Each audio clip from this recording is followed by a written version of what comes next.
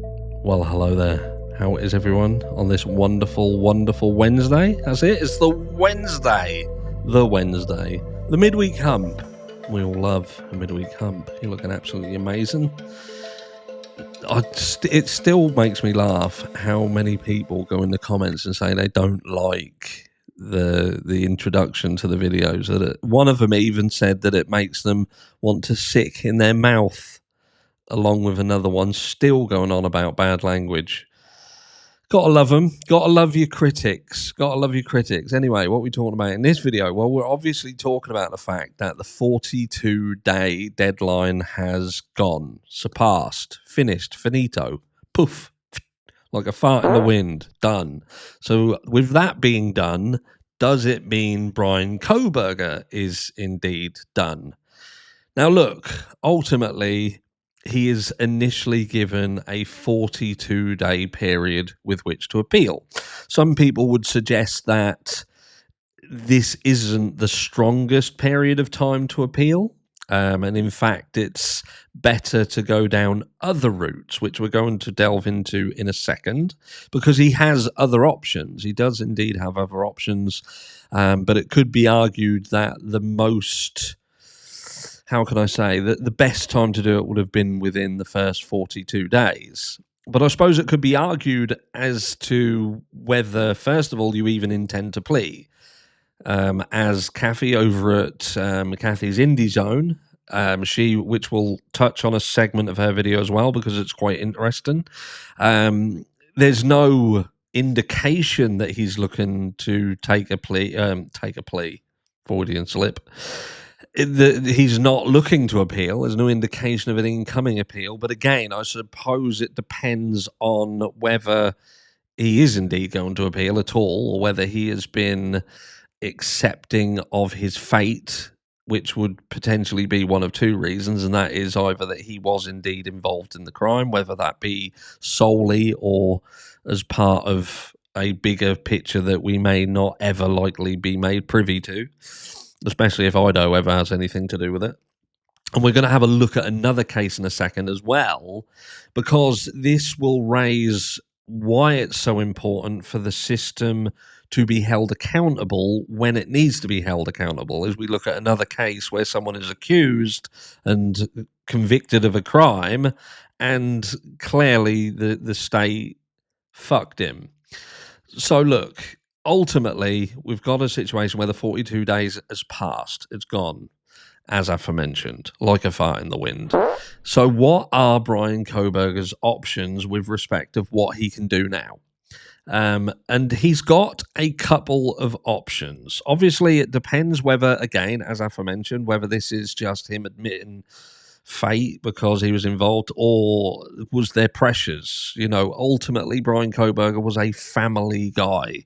He absolutely adored his family, and I don't think anybody can dispute that. He was consistently in communication with them, something that was tried to be used against him, but ultimately it came out that it was just normality for him to be on the phone for lengthy periods of time with his family.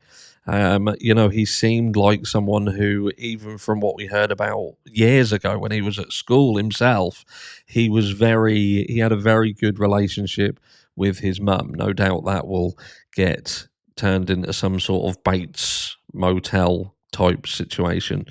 But these are the options that he has, and they do come with somewhat of a caveat.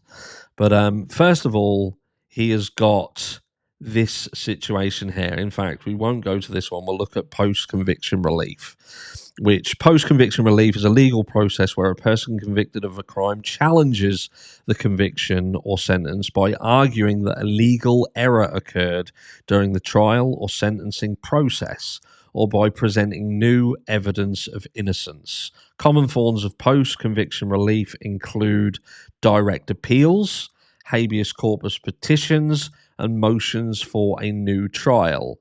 Pardons and executive clemency are also forms of relief, but are granted by the executive branch, not the courts. And then it just goes on to some common forms of post-conviction relief, which is a direct appeal, which is the most common method, where a higher court reviews the trial record for legal errors, which you would think that this would come up within this first 42 days. You would think. Again, it can go beyond that because maybe this is indeed some degree of legal strategy and they are waiting for more information to come out that was perhaps being withheld prior to the plea agreement, which you would hope that that's not the case, but we was consistently led to believe that Ann Taylor was being restricted in terms of what discovery she was being allowed access to, which, bearing in mind that we was getting into the final weeks before trial, you would hope that she would have had absolutely all discovery. But look, it is what it is. And a habeas corpus petition to the court arguing that the person is being unlawfully detained, which if we flick over here, it says habeas corpus is a legal right and court procedure that protects against unlawful detention and imprisonment, allowing a person to challenge their detention and be brought before a judge to determine if it's lawful. The latter phrase translates to "you should have the body," and commands a custodian to present the detained individual to court. If the court finds the detention unlawful, the detained person is ordered to be released, making it a vital tool for safeguarding individual liberty. So what does all this mean? And again, we're going to flick over and have a look at a case in a second, which was the murder of Hae Min Lee. But look, ultimately, there's going to be two camps of people. It's going to be the two camps, one in which they believe Bryan Kohberger did this crime, and they believe he did this crime because he admitted to doing it. Because ultimately, we haven't been shown all of the evidence. He hasn't been proven to be guilty beyond a reasonable doubt, which is the legal standard in the US as a protection measure for those of you who are US citizens. Now, what should happen is that there should be a transparent system where you go into that system and you go through a trial and are judged by a jury of your peers. And there is a conclusion once they are given all of the evidence that suggests that you did this crime. Again, the standard is beyond a reasonable doubt. And what is important to understand here is in the case of Bryan Kohberger, that would have had to have been a unanimous decision. You only have to have reasonable doubt put into the mind of one individual. And I wonder whether that is the issue that Bill Thompson saw. Did he foresee that the case wasn't, in fact, as strong as many people considered? You know, many people considered that this DNA that was on the knife sheath was the slam dunk. It was all this case needed. His DNA was there, and that's it. That's history. And pair that with some of the other more spurious stuff. Bryan Kohberger purchased a K-bar knife on Amazon, and then he sought to purchase a replacement. That was all they needed to do to nail the final nail in the coffin. But look, we are where we are. We didn't go to trial. We didn't see all of the evidence presented, and we certainly didn't get as far as seeing Bryan Kohberger convicted beyond a reasonable doubt. We saw a very last-minute plea deal that he would accept responsibility for the crimes and be convicted because he's admitted to it. That's it. So, look, we didn't get the outcome. I don't think anybody really got the outcome that they wanted. I think it would be safe to say the families didn't get the outcome they wanted, unless you're talking about the Chapins, and they just wanted it over with real quick. But no, there were certain families that I think they would have liked to have seen this gone to trial, and if Bryan Kohberger was indeed the person who did this, for him to be punished in accordance with the Idaho state laws, which is indeed execution. That's an argument for another video as to whether that was a good thing to do, to execute people. But this is what we're going to look at now, and this is why it's important to understand the importance of a system that is right and just. And this here is about the murder of Hae Min Lee. Hae Min Lee was an 18-year-old who died. She basically was attacked. She died. I'm not going to go into the intricacies of it. I'm going to give you the skinny of it because this is quite a complex case. An individual would be convicted of her murder, and the person would be her ex-boyfriend, who is Adnan Masood Saeed. He was arrested on February the 28th, 1999, and put on trial for homicide. He was found guilty on all counts for the charges of kidnapping, false imprisonment, robbery, and first-degree murder. Saeed was sentenced to life in prison plus 30 years. He also had a friend who would confess and plead guilty to being an accessory to the murder and was given a 5-year suspended sentence. Seems quite lenient, doesn't it? But so you would think that this is quite a slam dunk case, but that's not actually what would be the ultimate conclusion of this case. It would actually turn out later on that there was a witness who had spent time talking to the accused in an area that would place him away from the murder scene, away at the time that the murders took place. Now, this was apparently overlooked by his legal team.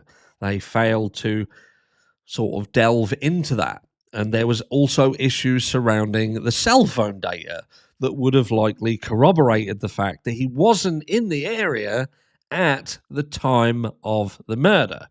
Now, what they would basically do, what they would say was, look, the fact that this new evidence comes up, it doesn't really change the fact that we'd have convicted him anyway. There's somebody who could say that he wasn't in the area where this individual was killed at the time which we believe she was killed. It just kind of challenges maybe she was just killed at a different time. And the phone data, he can't challenge it now because, to be honest, he didn't challenge it when he had the opportunity to challenge it. So there's this back and forth, but then what they eventually do is, well, what we'll do is we will squash everything. We will vacate it, and we'll just say that time served is enough. And this was in 2023, this was. So he only served a very short period of time, and they allowed him to come out of prison on time served. And what that indicates is what they thought was, well, we don't want shit to come to light. We don't want to be exposed as screwing people over by hiding exculpatory evidence, not actually touching on evidence that would suggest that he couldn't have done this crime. Also, rarely avoiding the phone data situation and fucking moonwalking away from that, and we'll just say, all right, look, we're not saying he's innocent, but we'll just say that he can leave. Now, there was, in this case as well, there were multiple other people around this girl who was killed. There was individuals who had threatened to kill her, threatened to do other heinous things to her, and these people were ignored. There was multiple DNAs found around her that didn't belong to the accused. And one of the individuals who had threatened her with certain nasty things, after the individual who was convicted of this crime, seemingly wrongfully, they would go on to indeed do heinous, horrible things to other individuals. So look, it is what it is. Sometimes the state get things wrong. Sometimes they do things to hide the fact that they've done things wrong. But this is why it's incredibly important to understand that you need a system that functions correctly. You need things to be transparent. You need things to be open. You need things to be known. And that is why this entire process should be open to the public to look at, to scrutinize, to hold people accountable. Because there are too many situations where there are people who are losing decades of their life and being accused of things that they haven't done because the system isn't working properly. It's not transparent. People aren't held accountable. And seemingly, people who have no skin in the game don't give a fuck. They are just wanting to see the person that they believe did the crime to face judgment.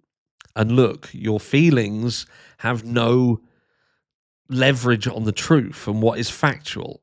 Like in the Idaho 4 case, just because you feel that Dylan Mortensen and Bethany Funk should be protected from scrutiny, it doesn't mean that they should actually be protected from scrutiny, because scrutiny is normally given where it's warranted. And in their case, the scrutiny is warranted. And I think that it's quite telling that these individuals, had they have been males, for instance, we've argued that perhaps they would then have seen a lot more scrutiny, protected because they're young girls, perhaps.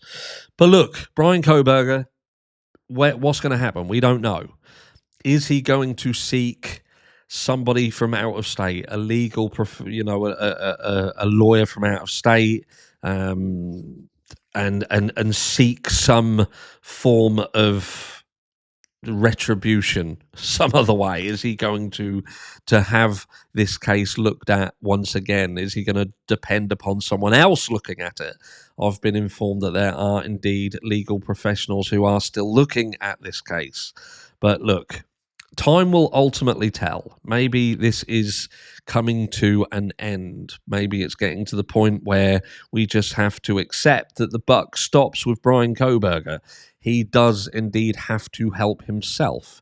If he feels that he doesn't belong where he is, then it's down to him ultimately to start that fight himself. There is only so far that we can go. There's only so many things that we can push, and it does get to the point where we are just flogging a dead horse. And I feel that point is, we are getting to that point. If Bryan Kohberger is happy to stay where he is, then he just needs to stay where he is then. Maybe there are reasons for him being there, as aforementioned, because he's involved, or because leverage was placed upon him that just pushed it beyond the realms of possibility for him to go in any other route but to accept this fate that he has seemingly succumbed to.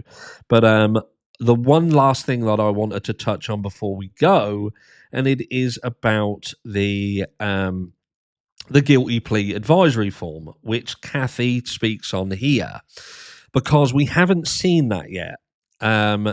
Obviously, when we heard the plea hearing, we saw both when Hitler asked if there was any reason why this shouldn't be made public, both the prosecution and the defense both said that there was no reason for this form to be made public. Now, this is obviously the full form that was going to be, or would have been, completed by Bryan Kohberger, that was referencing the guilty plea itself, the advisory points within that. There could be information within that form that would perhaps give some insight into why he took the plea. We don't know, because the form would have been filled in by Bryan. So it is interesting that, as Kathy states, as now, this form still has not hit the docket. And we are now 42 days deep into the plea deal, if you like, the sentencing. So you would have expected this, especially with no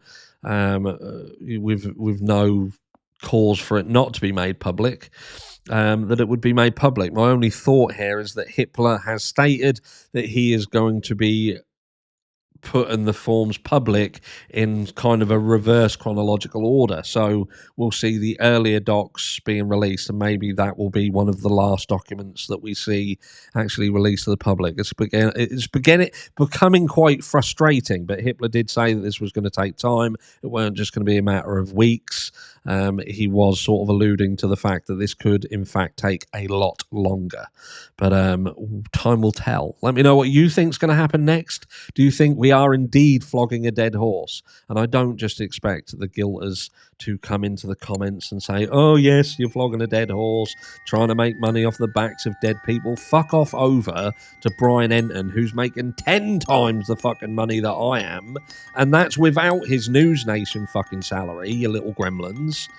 You know what I mean? I'd come on here and talk about crimes and form a community that will openly discuss both sides and allow both sides to be discussed. What you won't find over here is just cherry-picking fucking videos and cherry-picking pieces of information to sugarcoat things and just allow a certain demographic of people within the niche to have their cake and eat it.